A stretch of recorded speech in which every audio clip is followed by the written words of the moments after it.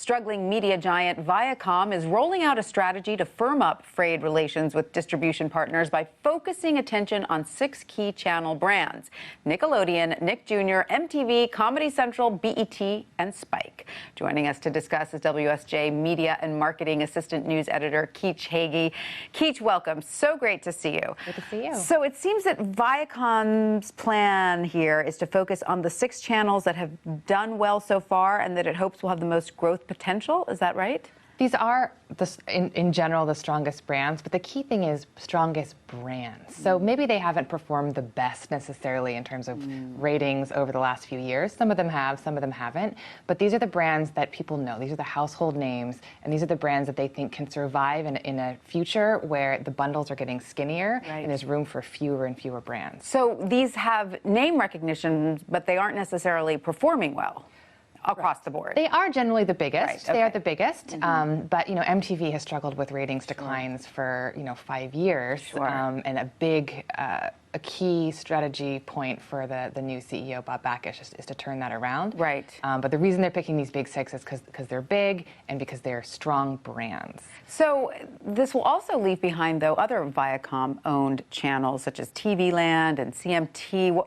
What will happen to those channels? So these channels aren't going away. Okay. It's a question of focus. What they're going to be doing is focusing their content spending, especially for their big, original, splashy shows, on the big 6. So if you want to get a fancy show on, let's say right now Nashville is on CMT. That's a network show, expensive, $3 million an episode. If you want to get that kind of thing on a CMT, you're going to have to find a fancy way to finance it, which they have done with sharing some of the costs with Hulu right now. Right. But they're not going to pay for big, expensive shows to go outside those big 6. But how risky is this strategy in that it requires distributors to be willing to pay up for, a bundle that doesn't have a sports network?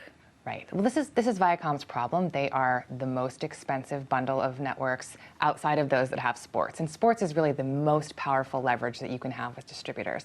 So they're going to be facing some difficult negotiations going forward. And one of the tricky things they need to do long term is say, we're going to make these core networks so much better that you're going to be willing to pay more for them that will offset whatever declines in subscription fees they get from the smaller channels. And then is relatively new CEO Bob Bakish the driving force behind this plan? And is this the biggest strategy to come forward after the merger with CBS didn't work out? That's right. He's very new to the job. He's been at Viacom a long time, running their international business for 10 years, but he just was tapped as CEO at the end of last year, and he immediately got to work creating task forces and creating a turnaround plan that he's going to be unveiling publicly on Thursday with earnings. And does this include some internal changes as well? Right. He's also been restructuring the groups, essentially trying to keep the channels from competing with each other because they have some overlapping audiences, and so he's taken out some veteran players and consolidated things a little bit so that they can shift content and other resources across channels better. Will this also cut costs in some places? Sure. Yeah, definitely it will. I mean, there are a lot of top positions that have already gone away, and people expect there to be more. Now, we know that Sherry Redstone had a little bit of a tense relationship with former CEO Philippe Dauman. Do we know what kind of relationship she has with Bob Bakish? By all accounts, from my sources, she has a really good one. He's really welcomed her into the process. She's the vice chairman of the board, so she's not running any day-to-day operations, but she appears with him when they open their Hollywood office. I think he, takes her advice and seeks her advice, which is a big change. And it seems that she has certainly ascended into power. There's a very open example of that by the fact that she's moved into her 93-year-old father's former office in the Times Square Viacom building, correct? Right. I mean, there's a great symbolism to that. Some people have said that Sherry is Sumner in a skirt. This is years ago. Right. She's not running it day to day, but she's there. She's paying a lot of attention. She's talking to their distribution partners.